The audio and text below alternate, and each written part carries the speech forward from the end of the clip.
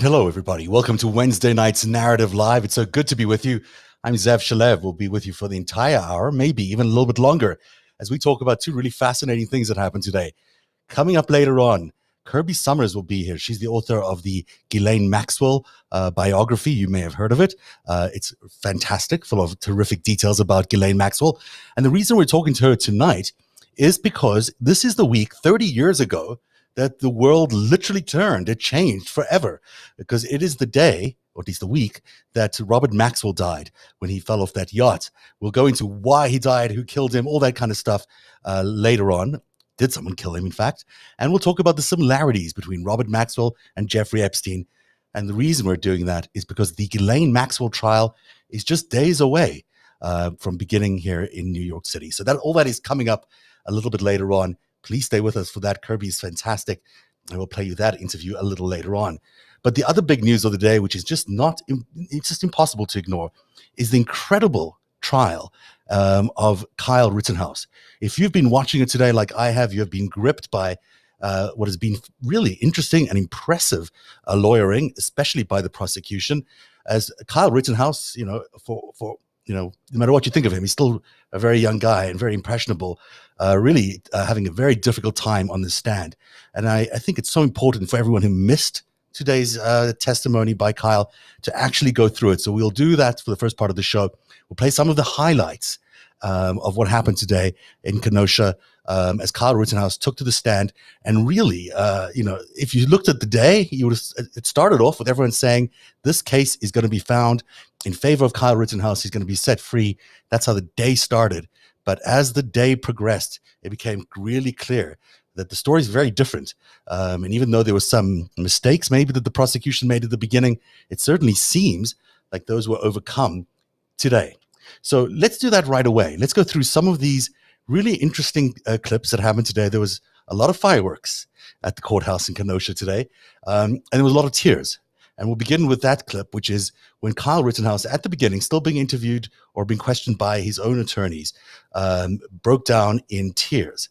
And if I have it here, this is it. And this is as he's explaining, or trying to explain, what happened that day, how he landed up being in a situation where he shot two people, two of them fatally, of course, and the third one, I think, was just injured. So here is Kyle Rittenhouse, in his own words, describing first his defense lawyers, what happened on that day. Dominic Black calls me and he says, Kyle, I need you to get down to the car source lot number 3. The cars are being bashed in. They're setting all the cars on fire. I need you to go and put the fires out. Okay. And did you do anything as a result of that phone call? I did. What? At the Ultimate gas station, I asked, I don't know who he is, but I asked an individual if he could come with me and if I could have a fire extinguisher to put out the fires. Were both of those requests satisfied? One of them were. What? I was given a fire extinguisher, but he said he can't come with me, and he said he believes there's already people down there helping protect the business. Okay. And what did you do then? I start running towards the car source lot number 3 to put out the fires, pausing occasionally to catch my breath and walk. Okay. On the way to car source 3, did you have any interaction with Mr. Rosenbaum? I did not. Did you speak to Mr. Rosenbaum? No. Did you notice Mr. Rosenbaum doing anything as you went down to car source 3?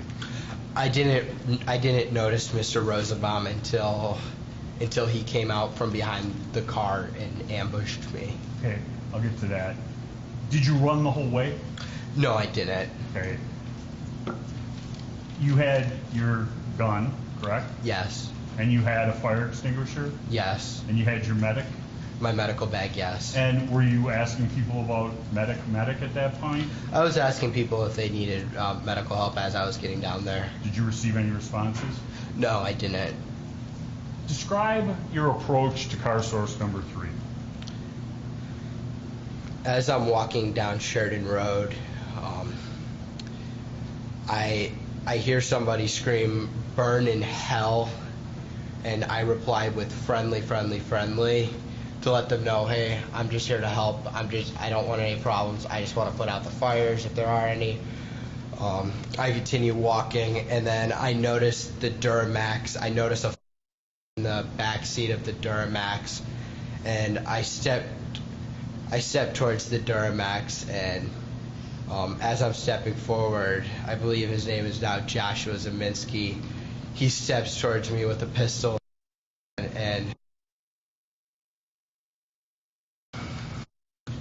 as I'm walking towards to put out the fire, I drop the shirt and I take a step back.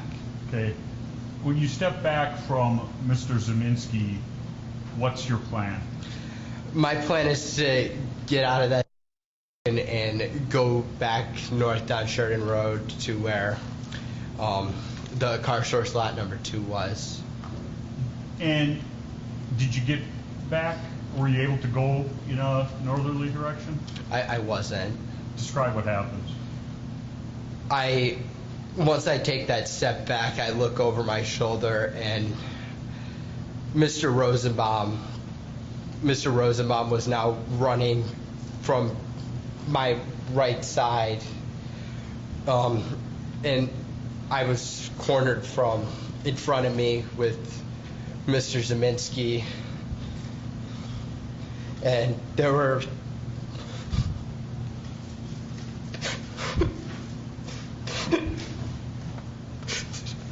there were 3 people right there. Take a deep breath, Kyle.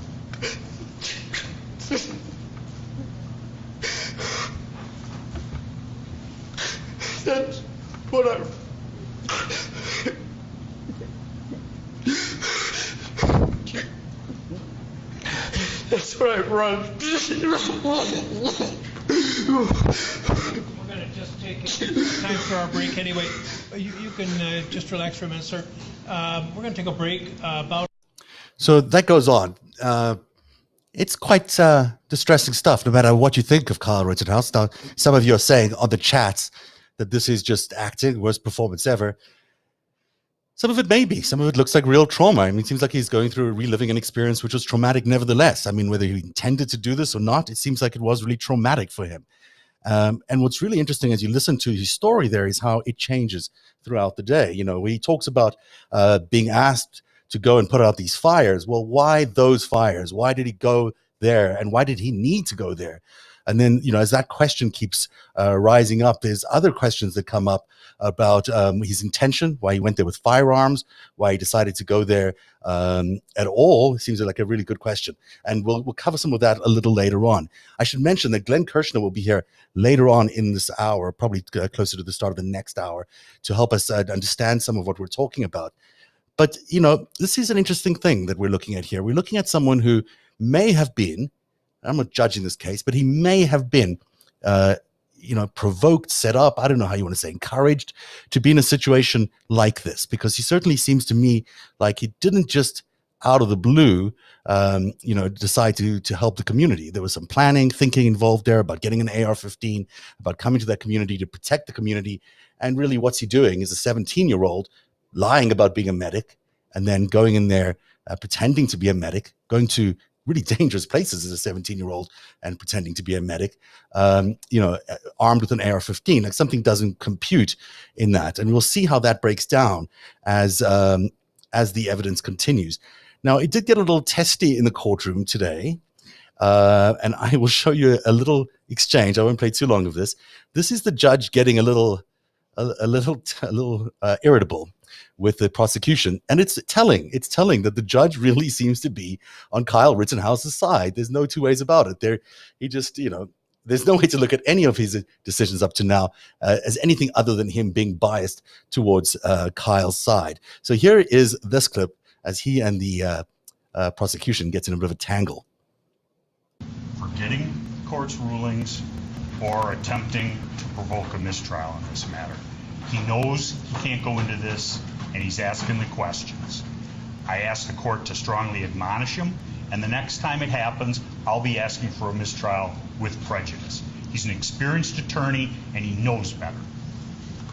Mr. Finger?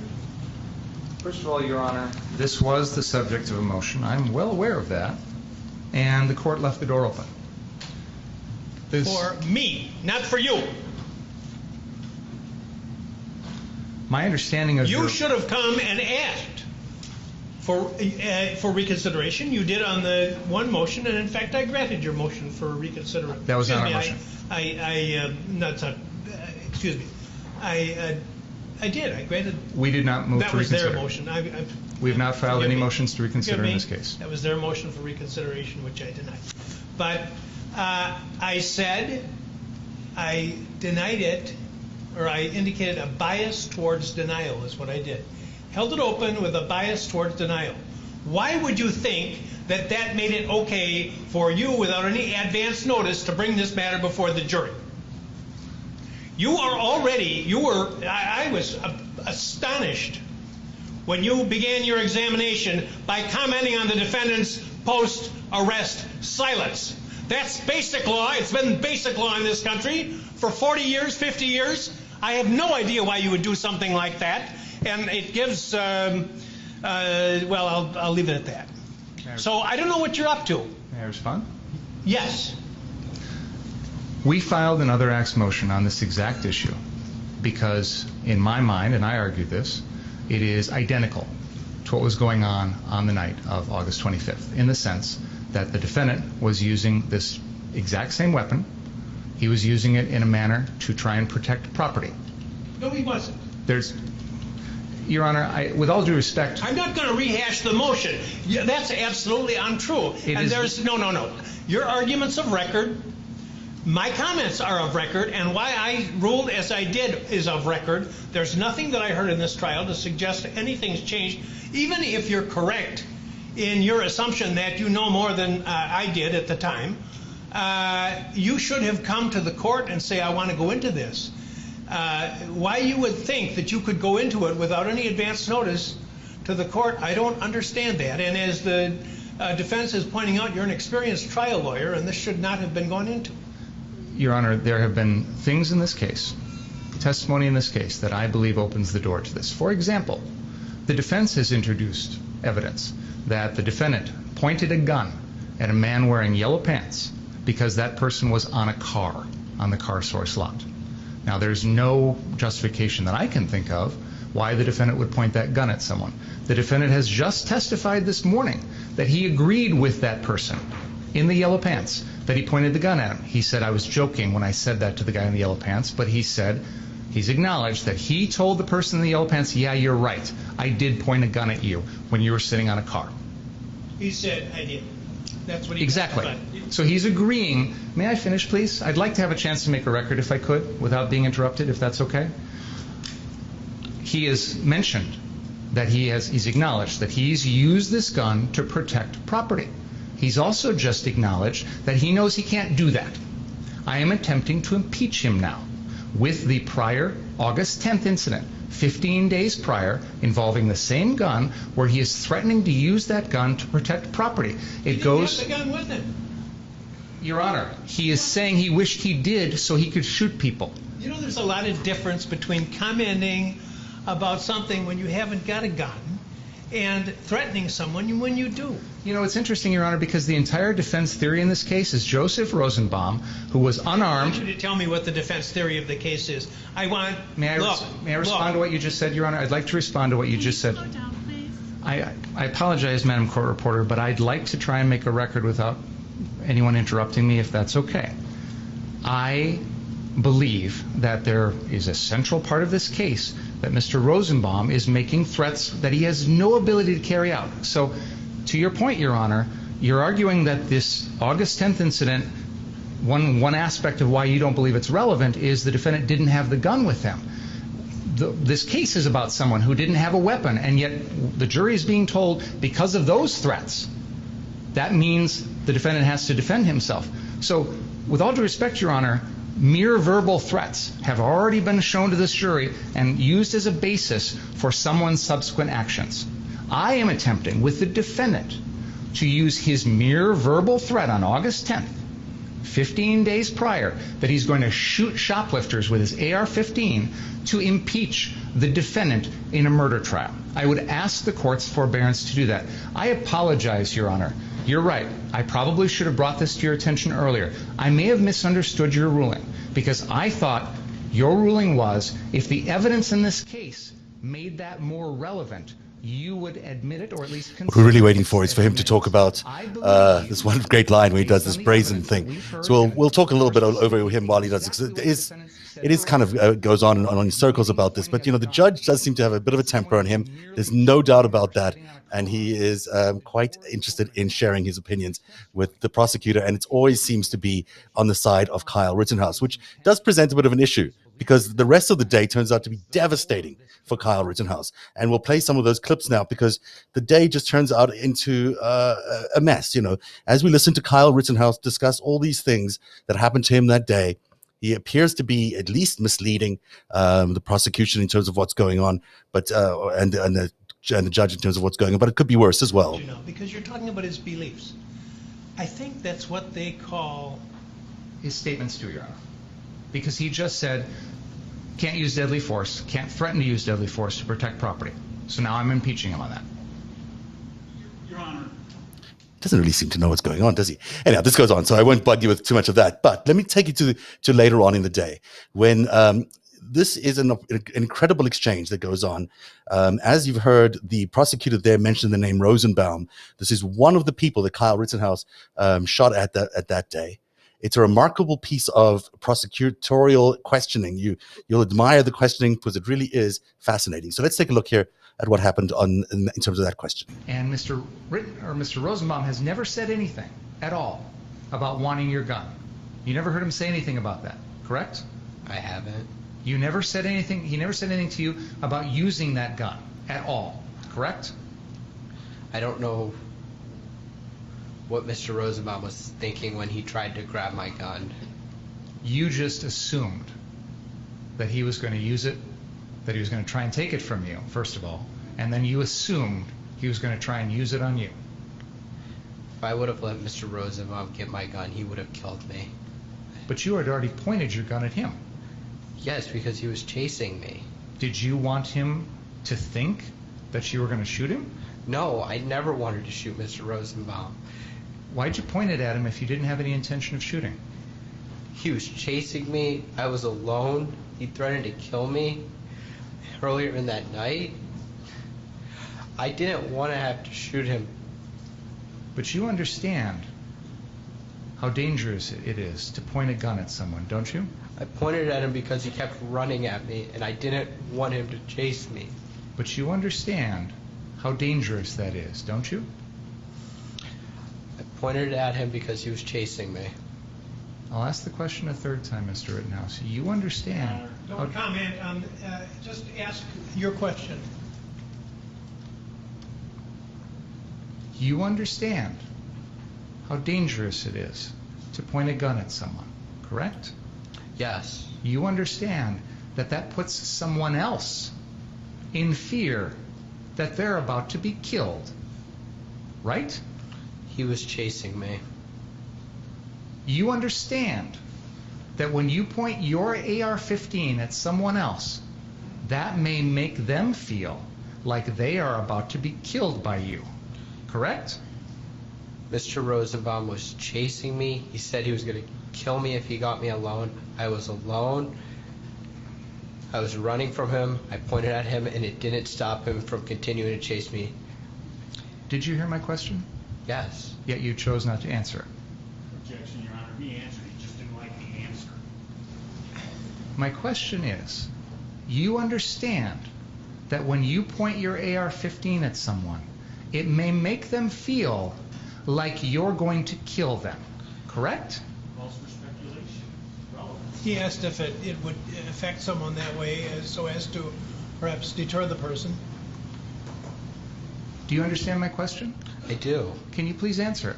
I did. I said, Mr. Rosenbaum was chasing me.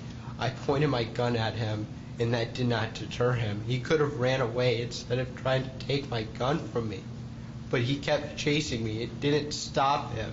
Mr. Rittenhouse, you're telling us that you felt like you were about to die, right? Yes. But when you point the gun at someone else, that's going to make them feel like they're about to die, right? That's what you wanted him to feel. No. You wanted him to get the message from you that if you come any closer, I'm going to kill you. That's why you pointed the gun at him, right? I pointed the gun at him to deter him from... I pointed the gun at him so he would stop chasing me. That's why I pointed the gun at him. Because if you point the gun at him, you were hoping he would stop chasing you because he would get the message from you that if he keeps coming, you're going to kill him, right? I didn't want to have to kill Mr. Rosenbaum. That's not the question I asked. Serving a legitimate purpose. It seems argumentative, Mr. He said it serves no useful purpose, it's badgering. It does seem argumentative.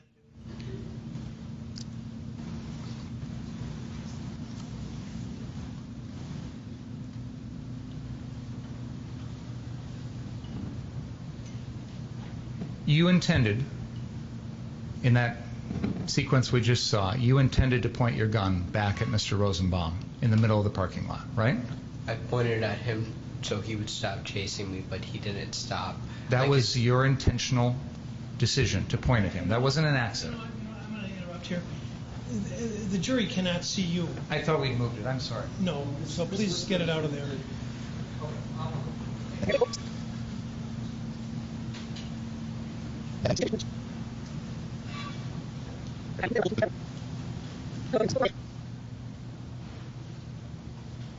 The point I'm trying to get at, Mr. Rittenhouse, is that wasn't like an accidental turning around and it just happens to be pointing in his direction, much like I'm just happen to, wave this around.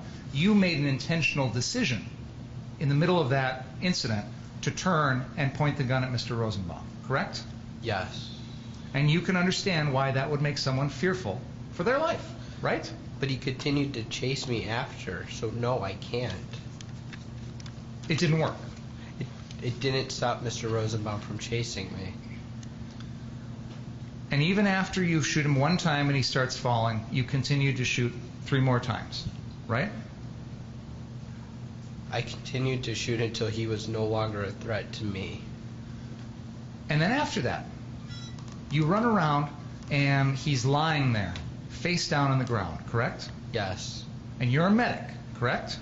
I have first aid training, yes. Well, you proclaimed yourself that night to be a medic, an EMT. You told everyone that, right? Yes. And you had your medic bag with you, correct? Yes. And this location is right across the street from a hospital, isn't it? Yes. But your first thought was run away. My first thought was to help him. You didn't do anything to help him. You didn't do a single thing, did you? The crowd started to scream, "Get him, get him, get him." And I didn't want to stay there with the crowd building and the mob advancing on me. Were you surprised that a crowd would react that way when they just saw you shoot someone? I don't know. When you stood over Mr. Rosenbaum's body, did you know? I'm Go ahead. When you stood over Mr. Rosenbaum's body, did you know whether he was dead or alive? I didn't. Did you know whether or not it was possible at that moment to try and save him? I wanted to help Mr. Rosenbaum, and if the crowd wouldn't have started screaming to get him, get him, get him, I would have stayed and did everything I could to help Mr. Rosenbaum, but the crowd just started to chase me and scream at me. Well, no wonder they were chasing and screaming at him. He had just shot somebody for no good reason. It's remarkable to hear these questions about him being a medic and not really caring about the health of the person he had just shot, who he imagined was going to kill him. He just imagined he was going to kill him because he didn't really have a means with which to kill him. There's something so interesting about this whole idea of somehow Kyle is the victim here. Kyle is the one who's the victim in the story, not the people he's actually shooting. And it's a stunning sort of switch of psychology, really, that may explain exactly where we are in America today, where there's people who think they're victims of something that they're not victims of. They're in fact exactly not the victims of these things. It's interesting, and it goes on from there. I'll play you one last clip, and then don't forget, Glenn Kirschner will be up later on in the hour, maybe the start of the next hour, and then we've also got Kirby Summers on Ghislaine Maxwell coming up. But here's the other person that Kyle shot. They're talking about him. Anthony Hubert is his name. You stumbled. That's what you told when your attorney was asking you questions, correct? Yes. No one knocked you to the ground. You lost your own balance, correct? I was hit to the point to where I stumbled. You said in response to your attorney's questions that you stumbled because you were lightheaded. Do you remember telling us that? From getting hit, yes. You were lightheaded because you had been running and you were being chased. That was why you were lightheaded, right? That and being hit, yes. Let's continue. Pause. There is an individual who comes at you and jumps towards you and attempts to kick you, correct? He does kick me, yes. And you fire 2 shots directly at him with your AR-15, correct? Yes. You intended to hit him with those bullets, correct? I intended for him, yes. At that close range, it's a miracle that you missed, right? I don't know. You intended to kill him with those shots, didn't you? No. Did you even care whether or not those 2 rounds were going to kill him? I didn't want to have to kill anybody that night. In this moment, you're making a deliberate decision to pull the trigger twice, correct? Yes. That wasn't an accident. That was your conscious decision, wasn't it? Yes. And you're firing an AR-15 at close range to this individual, correct? Yes. And you knew full well that if you hit him with one or both of those bullets, it could kill him, right? There's that possibility. If you hit him with one of those, wouldn't you agree it's a pretty strong likelihood you're going to kill him? I don't know if... Did that even factor into your mind at that point? Did you even care whether you were going to kill him or not? I didn't want to have to kill anybody. I was being attacked. That's why I shot him. Shot at him. You shot at him with the intent of hitting him and killing him, correct?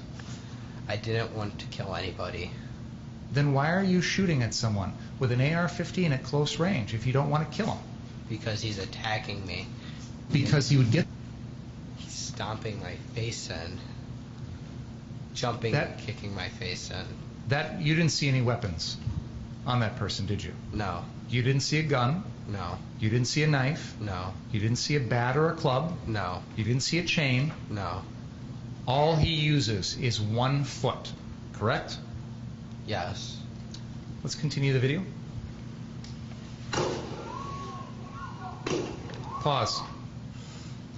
You've just shot a round into Anthony Hubert's chest, right? Yes. Now, up until this moment, and probably for the rest of that evening, you didn't know the name Anthony Hubert, did you? I did not.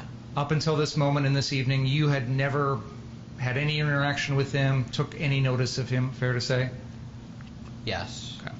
And when you shoot him, he's got his skateboard in his hand? Yes. You didn't see any gun in his hand, correct? No. You didn't see a knife? No. You didn't see a bat? No. You didn't see a club? No. All he's got is the skateboard, right? That he's hit me in the head with twice, yes. Okay. And you intended to pull the trigger at that moment with your AR-15, correct? Yes. That wasn't an accident. No. That was your deliberate decision, correct? Yes. And you knew that the way that gun was positioned, you were going to fire that bullet right into his chest, right? He was attacking me, so I pulled the trigger. And you knew that when you pulled that trigger, that bullet was going to go right into his chest, didn't you? I can't say. I don't know where the bullet would have went exactly. The end of that gun was pointed directly at his chest when you pulled the trigger, correct? Yes. And you knew that, correct? Yes. And you still pulled the trigger, didn't you? Yes. Because you intended to kill Anthony Hubert at that moment, didn't you? No. So that's pretty gripping stuff. I mean, there's no way to look at that and not feel like, or I don't know, maybe there's ways of looking at it and sensing that he's telling the absolute truth, but I don't get that sense watching it. I get a sense of someone who's really covering his tracks and maybe has been convinced into believing that his story is absolutely accurate, maybe that he's got some right to have been there. But, this is a 17-year-old teenager who doesn't even have the right to carry a normal weapon. That's why he's got this AR-15 because of a weird loophole. But he's not even from that state. He lives in a neighboring state, although his dad does live in Kenosha. And then here he is, patrolling at 17 and on a night when there was an actual curfew, when people were told to stay off the streets. He's going out there claiming to be a medic. He's doing interviews with the Daily Caller, I believe, at the time. It was stuck out right away. I remember the night it happened. I immediately retweeted that the Daily Caller tweet because it made no sense that someone like that was having media following him around, claiming to be a medic, claiming to be a firefighter, and being none of these things. And he's got media following him around, not just any media, but the Daily Caller, the home of white nationalism. So why is Kyle Rittenhouse there that night?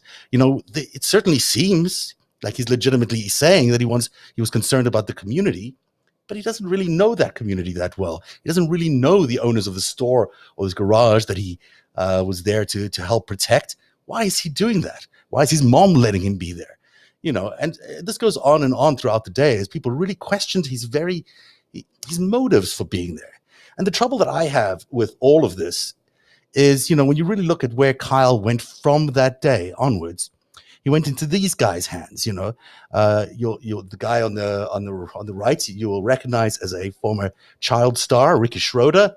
The guy on the left is Lynn Wood, not Lynn Wood, sorry. It's another one of Trump's attorneys. I forget the name. I can't believe I forget the name. It'll come to me in a second. But, there was a $2 million bailout for Kyle. He was taken out of prison. He didn't have to face much time in serving bail. And who funded that $2 million bailout? Well, look who funded the $2 million bailout. All the same people from Stop the Steal, all the same people from the insurrection, all the same people that we've seen so many times. Firstly, I do not understand. Thank you. Someone just pointed out, it's John Pierce is the name of the attorney that we're talking about there with his arms around Kyle at a bar, I might add, promoting a coffee company called Black Rifle, because that's funny. This is just a few weeks after the fact. You've got Rudy Giuliani supporting this $2 million bailout of Kyle Rittenhouse. You've got Rebecca Mercer supporting the $2 million bailout of Kyle Rittenhouse. Then you've got Lynn Wood, that is Lynn Wood up at the top in that first cloud. Mike Lindell of the famous My Pillow company, and then some radio or podcast host who I'm not familiar with, I think from Glenn Beck's TV outfit. But you get the sense of what I'm saying. Here came a manufactured event. Now, I'm not saying he was forced into the situation by these people. I don't know. No one knows yet, whether anyone was forced or somehow coerced into heading into the situation. But I know after it happened, these are the people that pounced on this teenager and probably caused more damage than they did any good for this guy. If there was any saving to do, it would not be in the hands of these people who later on, would lead an insurrection, attempt to stop the steal, and God knows what else they did. These people were basically fundraising off this kid. And again, America just taken for a ride. These are grifters. They are stealing money from people by saying, send us your money to the Kyle Rittenhouse Defense Fund and we'll do this or that. It's a load of crap. The money disappears in a lot of cases. And I know that he finally did ditch them. But the reality of it is you've got a guy who's an impressionable young person for whatever reason. You might, think that he's narcissistic, crazy, whatever all these things are. We don't know, but he's still 17. I mean, at 17, you deserve a little bit of empathy, at least, about what he was doing. And there is nothing but coercion and grifting and the worst kind of people surrounding him. I can't stand it, to be honest.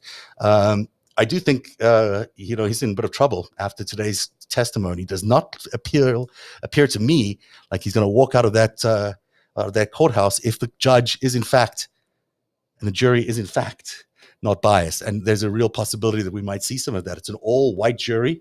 You saw the judge. You saw everyone else in that courtroom. Very, very, very, very Wisconsin white. So that's how this case is going to be tried. That's how we'll find out. It's certainly important for me to have just shared with you some of those clips today, because you're not going to see them in a lot of places. The clip you're going to see over and over again is him crying at the beginning there. Yeah, it's a great clip. It makes for great TV ratings. I know that because I used to do mainstream TV, so I know what they're going for. But all this other stuff that's really, really crucial, you're probably not going to get to see as much as you should. So I wanted to share it with you tonight.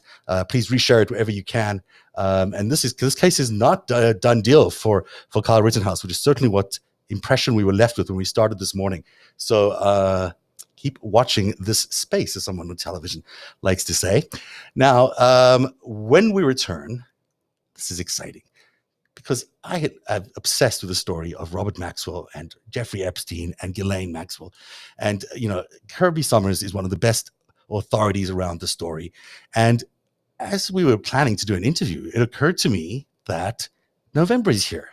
And, for all of us who study this stuff as much as close as we do, November is when Robert Maxwell mysteriously died. He fell off his yacht. He named his yacht after his beloved daughter, Ghislaine. Some people say he was murdered. I tend to agree with them. We'll tell you who we think murdered him. Plus, we'll tell you what's going on in her court case, which begins next week.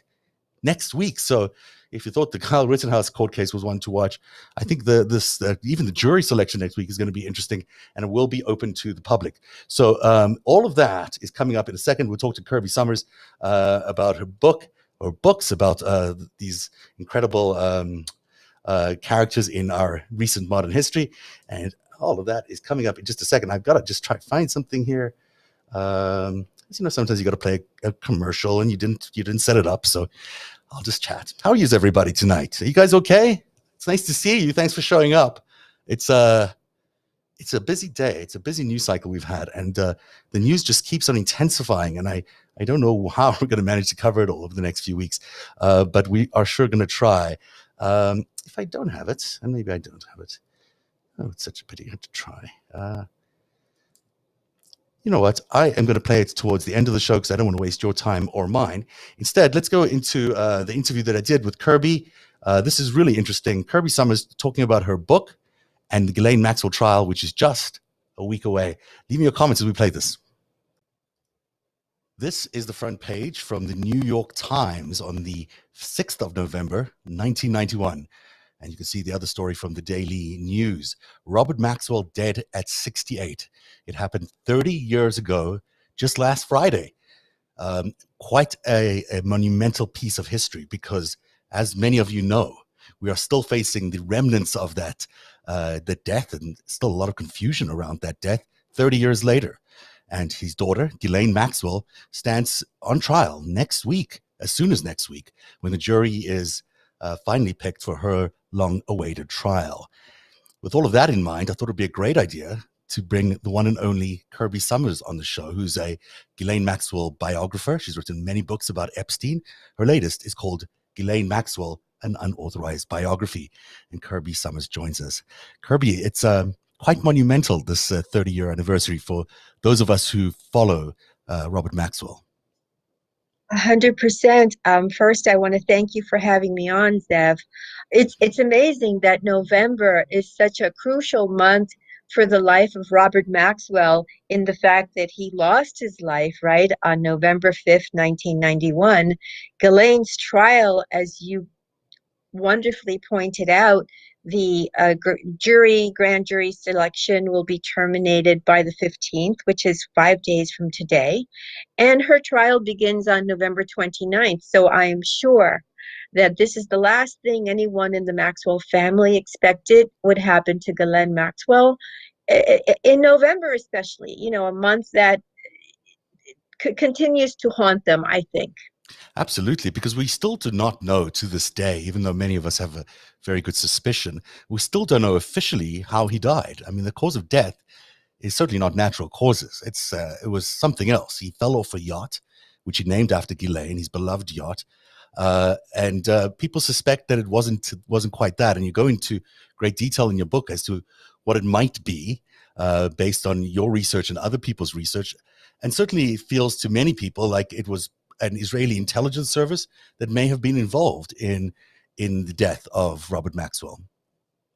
Well, that's certainly what Gordon Thomas and Martin Dillon, who co-wrote Robert Maxwell, Israel's Super Spy, surmised. They sat down and they interviewed Rafi Eitan, who he is really Israel's super spy, and he was also the handler, not just for Robert Maxwell, but he was the handler for Jonathan Pollard. So they sat down and they have been writing books for a very long time about Mossad history and all of that. And they came away with some documentation indicating that Robert Maxwell had indeed run into financial difficulties toward the end of his life. He was a big spender, as you know. I mean, Glenn inherited the same problem. You spend money that you don't have, you move it around, you play around with selling the same stock twice. It's sort of like a little bit of like it's well, let's not call it a little bit. It's very fraudulent what they did. They overextended. They lied on bank applications. And so that he eventually, according again to Gordon Thomas and Martin Dillon, went to the Mossad, for whom he was working and had a pretty good relationship. But basically, bottom line, Robert Maxwell was not one to ask someone in a very nice way. It appears that he bullied them and said, if you don't lend me money to get over this hump, which he believed he would get over. Don't forget, like in the 1960s, he went sort of bankrupt for the first time. It took him 5 years to crawl out of that first bankruptcy. And he believed that he would crawl out of this bankruptcy as well. He just needed a little bit of help. The Mossad is thinking, well, wait a minute. He's pushing us around. Yeah, not a good idea generally to threaten the Mossad or any intelligence agency with any sort of blackmail scheme. It's certainly you can't go to them and say, give me money or else I'll reveal all your secrets, because they do have a national security interest at heart. So they 100%. Might do something. They might do something. So here Robert Maxwell has a lot of secrets, especially about the compromised version of Promise, which he was completely involved with, with the back door selling it to Sandia Laboratories.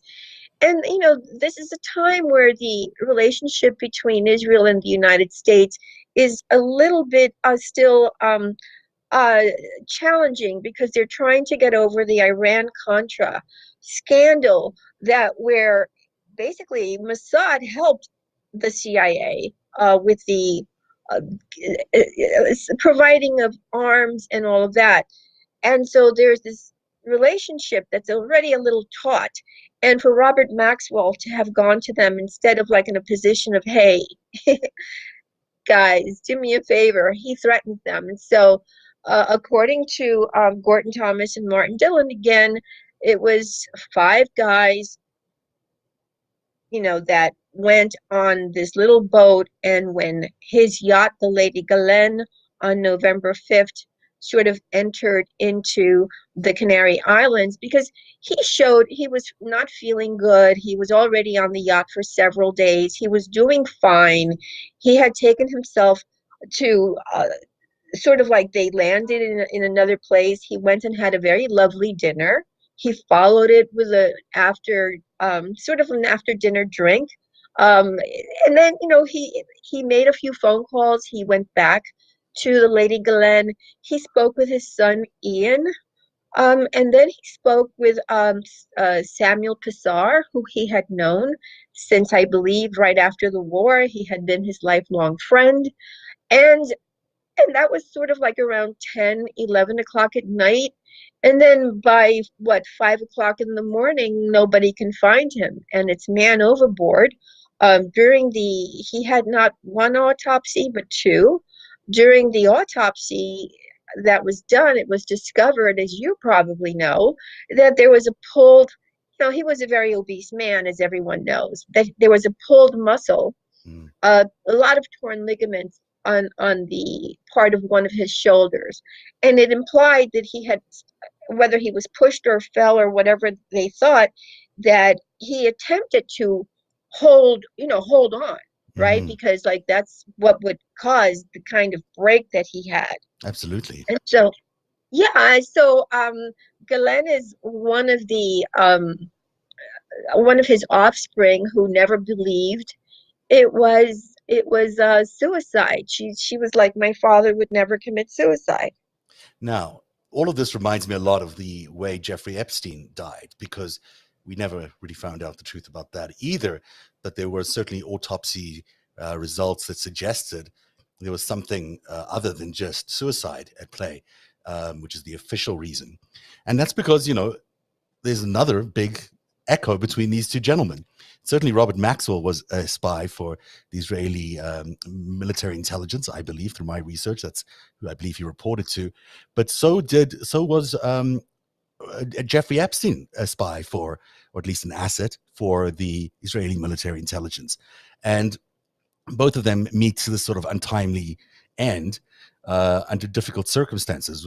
Maxwell blackmailing the intelligence agencies, and Epstein potentially doing similar things because he was just in jail and threatening to also potentially reveal some secrets of his own, because wouldn't that be necessary to get out of jail in that situation? There's a lot Yes, of echoes between these two men. yes. However, while I believe that Jeffrey Epstein was working for Mossad, and in fact, few people know that when he was arrested in Palm Beach, um, he went on his plane. Typically, when you're arrested, your passport is removed. Mhm. I'm sorry, charged when he was initially charged, and it took a long time because, as you know, he had the best attorneys, and they kind of fought back with Alexander Acosta for a while, and so it was a protracted situation. However, Jeffrey Epstein, on the end of May, and I'm trying to remember the year, I believe it was 2008, end of Probably. May, he gets on his plane and he goes to Israel. Mhm. Now, who else goes to Israel at the same time? I just want to, I won't stay too long on this, but I want you to know this. Um, Israel is at this point celebrating their 60th anniversary. Mhm. 60th anniversary. George Bush is the president. George Bush turns around and he invites Leslie Wexner. Isn't that interesting, to go to Israel at the same time? That is interesting. So, yeah, so they're all in Israel at the same time, and Epstein was not going to come back. He really was not. A newspaper article came out and they have it actually attached to Jeffrey Epstein, Predator Spy, which is another one of my books, showing that he checked into the Four Seasons Hotel at Jerusalem, and that he was conducting, I guess, to cover for him, right? That he was conducting some kind of um, walk through their military base. Now, isn't that an unusual thing for someone who was first, he was supposed to be a real estate like guru, then he was supposed to be a financial guru, and suddenly he is in Israel right before he's supposed to be turning himself into the Palm Beach authorities, um, uh, looking at the military base of Israel.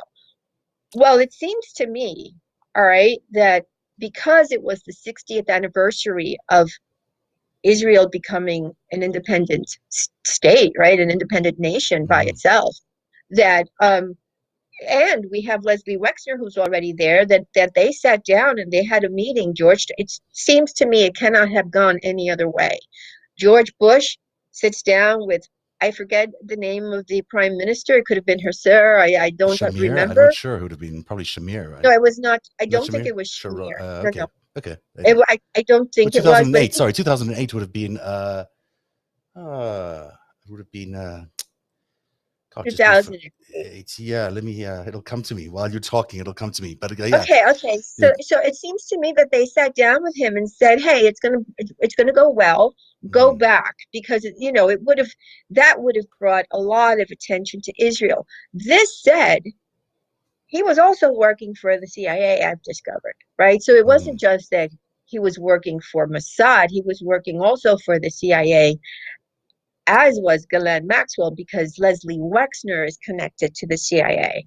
So they were both, I guess, spies. It seems to me Robert that Maxwell. they were all at least assets of all these agencies.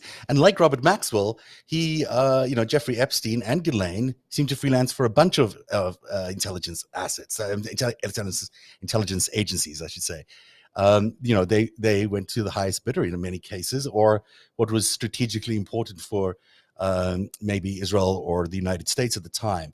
So it's interesting that they all have ties to all these intelligence agencies, and yet somehow, this has been a open secret, I would say, for 30 years, and yet we're still facing a court case right now that Ghislaine Maxwell is going to go in front of a court, and no one knows for sure what her status is in terms of this intelligence agencies. The court cases presumably are going to be specifically about the allegations made against her. And yet there's a bigger reason maybe that all these things happened, that her cases and her crimes, alleged crimes took place, that they're, were maybe following orders from intelligence agencies. And I don't know if we're going to ever find out the truth about that. Do you?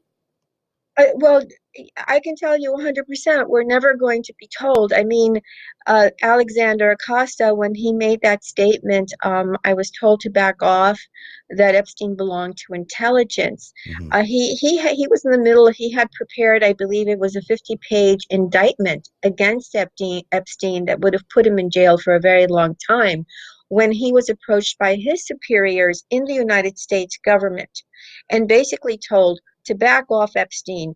Epstein, if you remember, when he was in Palm Beach, was treated very leniently. He was put into a separate jail, which was empty. He didn't have to lock his door. He was allowed to rent an office. He gave it some kind of name with the word scientific in it, where he would go every day for a total of 12 hours, with the exception of Sunday. He had his own bodyguards, his own driver, he had, people pick him up, and he had everybody visit him. Jean-Luc Brunel, he had Nadia Marcinko, who he told everyone was his sex slave that he had gotten from Yugoslavia, visit him on a regular basis, and he visited elsewhere on a regular basis. Instead of doing the 18 months that he was supposed to do, he only Kirby served over there, 13. Instead of being have I successfully done that? I feel like I'm still hearing you. afterwards, there's a period for at least. Here we go. There we go. We will get back to more Kirby. Either if we can't do it on the show, we'll do it on another show, because that is a really fantastic interview. But I wanted to get Glenn Kirschner in here, because isn't that interesting? Just that the Ghislaine Maxwell trial is just a week away after all this time. Are you even following that, Glenn?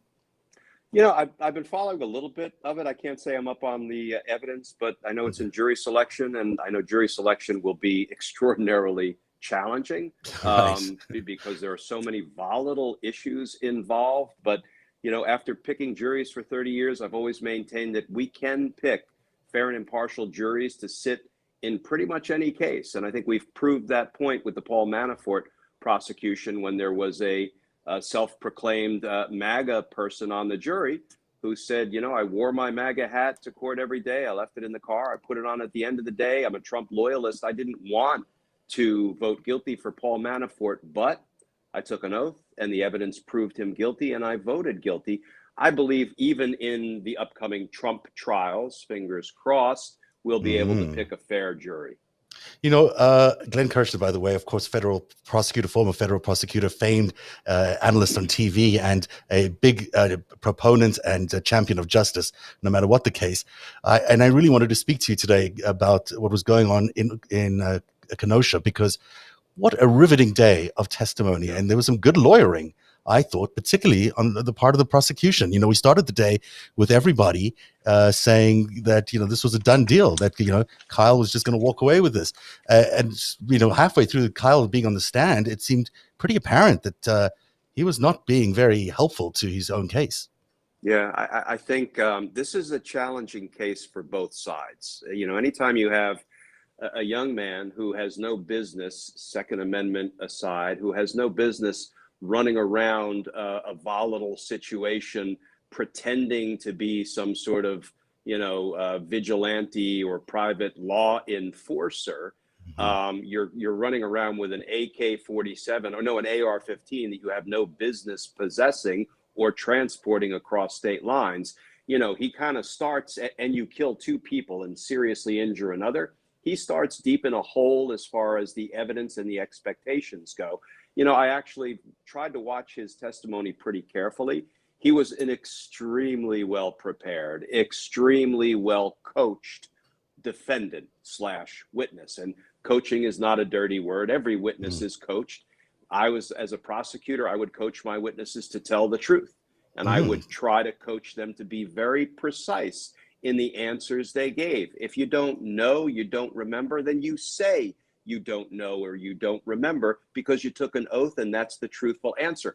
I don't care if it helps my case or hurts my case as the prosecutor, you're obligated to tell the truth. So yes, we do coach, not a dirty word, witnesses. I do think, his emotional outburst probably bought him some fans in the jury box. I do think the defense attorney was pretty good about trying to prove precisely why he discharged his weapon on each of the 3 occasions. And I look at the evidence of when he didn't discharge his weapon. This was a very good tactic by the defense team. He testified, there was somebody coming at me with a pipe. There was somebody coming at me with a fence post. He said, but I raised my weapon. They backed off and I didn't discharge my weapon. I didn't fire. Obviously, the message there was I only fired when I was in imminent risk of death or serious bodily injury myself, which is what gives rise to the lawful ability to use deadly force to repel that kind of attack. So I think this is a wide open case at the moment. I could see a conviction, I could see an acquittal, I could see a hung jury. And Zev, if I were a betting man, and I'm not, $1 is my limit, I would bet $1 that we're likely to see a hung jury. Interesting. To the line of questioning you were just talking about, he did say he was feeling threatened, but by seemingly imaginary things. I mean, there was, in one case, there was no weapon, but he thought he was, someone was coming after him because they wanted his weapon or chasing him. In another case, there was a weapon, but it wasn't really being discharged, at him. So is the feeling of feeling threatened, even when you've placed yourself voluntarily in a dangerous situation, is that an excuse? I mean, it's like walking into a fire. That's a great question. Here's the law of self-defense in Wisconsin. It's very similar to the law of self-defense in DC and frankly elsewhere, even though each jurisdiction has its own quirks in the law. So the reason you see a defendant take the stand in a self-defense case, and you almost never see defendants take the stand in an alibi case or a reasonable doubt case, is because if you're going to successfully assert self-defense, there's a 2-part test.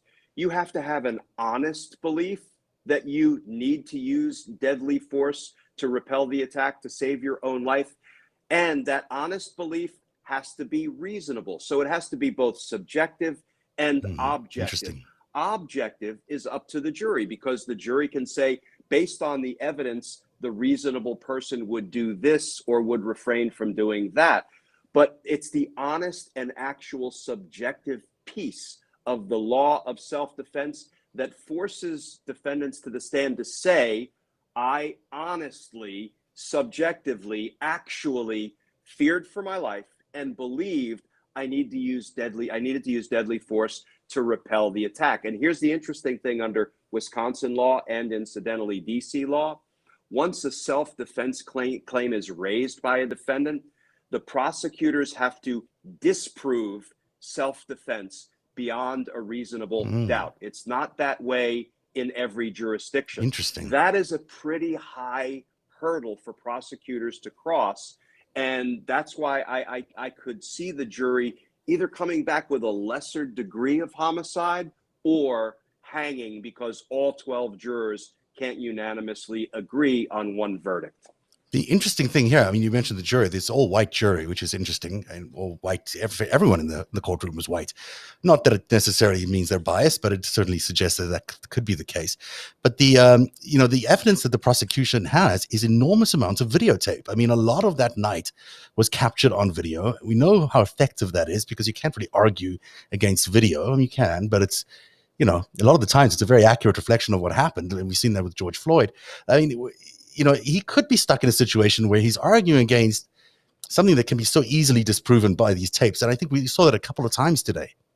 Yeah. And what his defense team tried to do is get him to give an account. I don't want to say mold his testimony, but give an account that was as consistent with all of the video evidence as it could possibly be. Because if you depart from what jurors see with their own eyes on those tapes, well, then they're going to, discard what you have to say and find your account not particularly credible. Right. But I think there's a lot for both sides to work with here. And, what he did say was, look, a shot went off behind me. I turn around, somebody's lunging at me, trying to grab my gun. I discharged my weapon. That's my words, not his. He said, for the other one, a guy was coming, he's kicking me in the face, his boot is coming down, I'm going to get stomped to death, I discharge my weapon. The other incident, the guy's got a gun, he's raising it, I discharge my weapon. I mean, either the jury is going to buy that he was actually and honestly in fear of death or imminent bodily injury such that he had no choice but to use deadly force, or they're not going to buy it. And if they don't buy it, they've got to buy, or if they buy it, they've got to buy this idea that he was going to extinguish these fires, which seems kind of ludicrous. Like going into a dangerous situation 3 blocks away with his apparently fires, you're a 17-year-old being followed by media. Why is he being followed by media? I mean, the whole thing is just, it probably isn't, but it looks a little bit like it's contrived. And I think that's the challenging thing for Kyle Rittenhouse. You sort of feel for him in some ways because 17-year-old kid might have just been wrapped up in something, but it feels like it's a contrived event when you've got, the Daily Caller following you around as you're going to extinguish fires and happen to land yourself in front of a mob. Yeah, he wanted to have his social media moment, perhaps. He wanted people to perceive him as a hero or a do-gooder. And I agree with you. Some of it does feel contrived, but, the defense would respond with, well, wait a minute. He's carrying a medic bag around with him. Right. He's got, gloves that medics wear. He actually did treat some people. One person. Whatever his, well, he testified that he rendered aid to a number of people. So the question becomes, does the jury credit that? And is there corroborating evidence of it? Or is he just throwing it into the mix? So, I agree with you. It feels like a kid who wanted to be a hero. And I can't see in his mind or in his heart to see if he just wanted to go hurt people. But that's, as I say, there's a lot for both sides to work with here. I've seen on his TikTok account, I think they handle his TikTok account, and they mentioned this in court today. It was something like, I want to be famous, or I just want to be famous. Not the kind of thing you want to have in a TikTok account when you land up in a court case like this. It's fascinating. I think it's an interesting flashpoint for America. We certainly are seeing it's the first real case we've seen in a long time where Americans sort of dial in, pick a side, and see where they stand, and see whether we can get a sense of unity coming out of this courtroom. I think it's a very significant event and a significant story. It'll be really interesting to see how it plays out. Yeah, and I'm not at all thrilled with the way the judge is behaving or handling his courtroom because, I think the way the Derek Chauvin trial for the murder of George Floyd played out on TV, all of the parties, including the judge, kind of showed the country and the world the best of our criminal justice system, how it should operate, how the parties should comport themselves. I thought it was a very well-tried case, and I thought the judge did a really nice job. This judge, I'm sorry, and I know there have been chronic complaints about him, but he's something of an embarrassment to the criminal justice system. So when he has a rule that says, for example, the prosecutors can't refer to the dead folk and the surviving victim as victims, but the defense can refer to them as rioters and looters and arsonists. And what's the message? I guess they deserve what they got because they're bad people.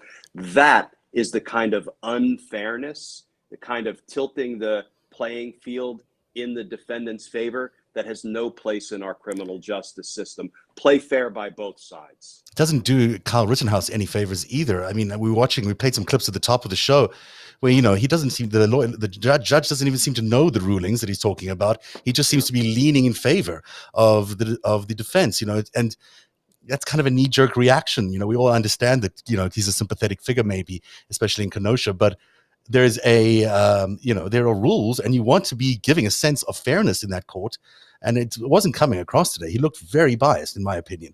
But he did look biased, and he makes a bit of a mockery of his position and of the courts, and that's unfortunate. But you know what? These are public forums, and I think anytime the citizenry can watch what goes on inside that branch of government, they should take advantage of it.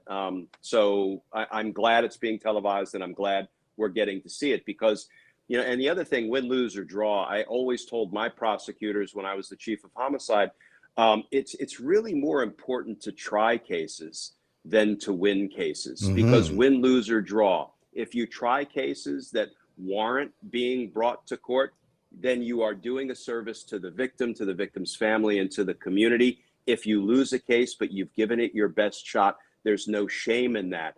But the shame is in declining to bring a case for fear that you might not win a conviction. Yeah, absolutely. I've got one more question for you, and it has to do with Bannon. I know you're on an incredible campaign here, but it's worrying me that it's taking so long. I know it's worrying you that nothing's happened yet. I mean, what's going on with the enforcement of that subpoena? So we're on day 20 of the Steve Bannon indictment watch. I was just yelling literally on air with Joy Reid and Malcolm Nance and Olivia Troy.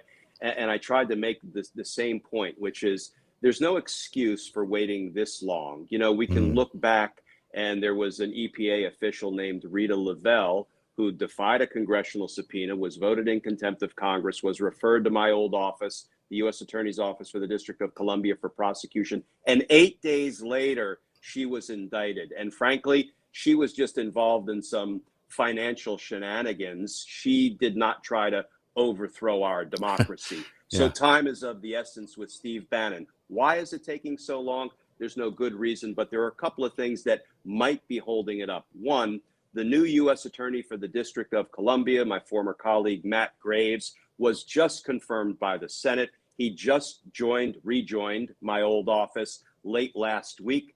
It may be that the acting U.S. Attorney, Channing Phillips, was deferring to him because he is now the Senate confirmed U.S. Attorney. So hopefully they're going to move out. Some people have said, well, Merrick Garland wanted to wait until he got a court ruling, which he got yesterday from Judge Tanya Chutkan, that there is, in fact, a lawful legislative purpose for the select committee. Didn't we know that? Of course. Of course we knew that. Yeah. I'm just giving you kind of devil's advocate what might be holding it up. There's no good reason for it to be held up. And in fact, the 16 subpoenas that just went out to Donald Trump aides, assistants, sycophants, and co-defendants or co-conspirators, they're probably saying, you know what, they haven't touched Bannon, so why would I show up? I kind of like my chances with contempt. So that's why I've been on a rampage that not only should he be indicted for criminal contempt of Congress, but Congress needs to use its inherent power of contempt, which is lawful. The courts have said repeatedly it's lawful, albeit not for several decades now, but it remains a lawful vehicle that a co-equal branch of government, the legislative branch, has to enforce its own subpoenas and compel testimony. Because criminal contempt just means we're going to charge you and punish you for the crime you committed when you defied the subpoena, but it doesn't compel your testimony. Inherent contempt is where the sergeant at arms arrests the person who failed to appear, puts him in a jail cell, and the good news is the contemptuous witness has the keys to the cell in his hand.